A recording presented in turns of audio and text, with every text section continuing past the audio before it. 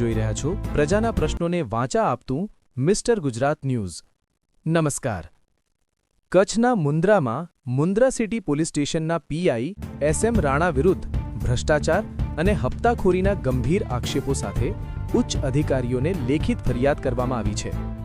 અરજીમાં આરોપ મૂકવામાં આવ્યો છે કે વિસ્તારમાં દારૂ, ગાંજા, જુગાર, રેતી ચોરી અને અન્ય ગેરકાયદેસર ધંધાઓ પોલીસની જાણમાં હોવા છતાં ખુલ્લેઆમ ચાલી રહ્યા છે।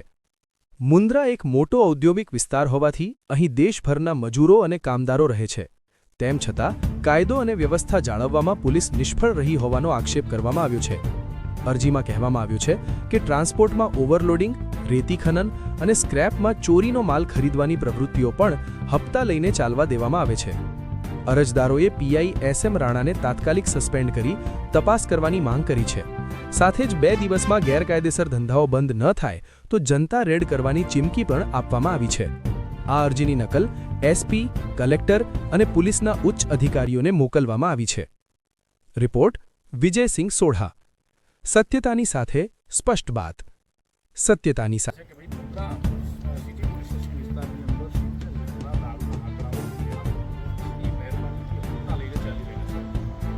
એક બાજુ ગુજરાત રાજ્યના નાયબ મુખ્યમંત્રી હર્ષભાઈ સંઘવી બનગા ફૂંકતા હોય કે અમે બધો જેટલા પણ દારૂ ગેરકાયદેસર વેચાય છે બધું બંધ રાખવું, બીજી બાજુ એટલે આમ દારૂ વેચાય છે એટલી હદે વેચાય છે કે પીઆઈના ઘરની માત્ર 100 થી 200 મીટરના અંતરે દારૂનું વેચાણ થતો વિડીયો વાયરલ થયો હતો। પબ્લિકની અંદર તો પોલીસે એ નોંધ લઈને એ બાબતે તપાસ કરી હતી। એના સિવાય ભંગારના વાળાઓ હવે રેતી ખનન અનહદ થઈ રહ્યું છે વિસ્તારની અંદર।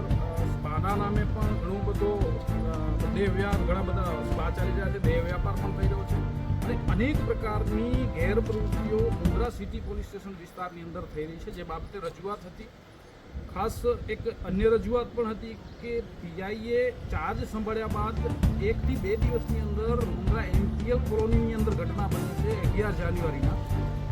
ત્યાંના સિક્યુરિટી અને લેબર વચ્ચે કંઈ વિવાદ થાય છે, પોલીસ ત્યાં જાય છે તો ત્યાંના મજૂરો પોલીસ ઉપર હુમલો કરે છે, જેના વિડીયો છે અમારી પાસે।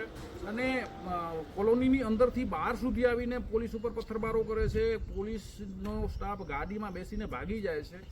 3-4 પોલીસ સ્ટેશનના પોલીસ કર્મચારીઓ ત્યાં આવીને મામલો શાંત પાડે છે। તે છતાં કોઈ પણ કાર્યવાહી ન કરવામાં આવી, કોઈ પણ ચોપડે આ ઘટનાની નોંધ ન લેવામાં આવી અને 27 ફેબ્રુઆરીના ફરી ઘટના એ જ કોલોની અંદર બને છે। અત્યંત ખૂબ ગંભીર જેને ઘટના આપણે કહી શકીએ, કચ્છની અંદર ક્યારે ન બનેલી ઘટના એવી ઘટના બને છે અને પોલીસ ઉપર હુમલો કરવામાં આવે છે, પોલીસના વાહનો સળગાવી નાખવામાં આવે છે। એના 2 જ કારણો કે 11 જાન્યુઆરી ઘટના સંદર્ભે કોઈ પણ કાર્યવાહી ન કરવામાં આવી અને આજુબાજુના વિસ્તારની અંદર મુન્દ્રા સિટી પોલીસ સ્ટેશન આખા વિસ્તારની અંદર ખુલ્લેઆમ જે દારૂના આંકડાઓ ચાલે છે એ બાબતે અનેક વિડીયો વાયરલ થયા હોવા છતાં કોઈ પણ કાર્યવાહી ન કરવી એ મુખ્ય કારણ છે। અમારી ખાસ એવી માંગ છે કે ભાઈ પોલીસ સ્ટાફ જો હવે કાર્યવાહી કરવા ન માંગતો હોય તો અમે જનતા રેડ કરીને કાર્યવાહી કરશું માટે પોલીસ સ્ટાફને વિનંતી કરી છે। અને દારૂના જે પણ આંકડા જ્યાં ચાલે છે એને પણ હું કહું છું કે ભાઈ હવે બંધ કરી નાખો જનતા।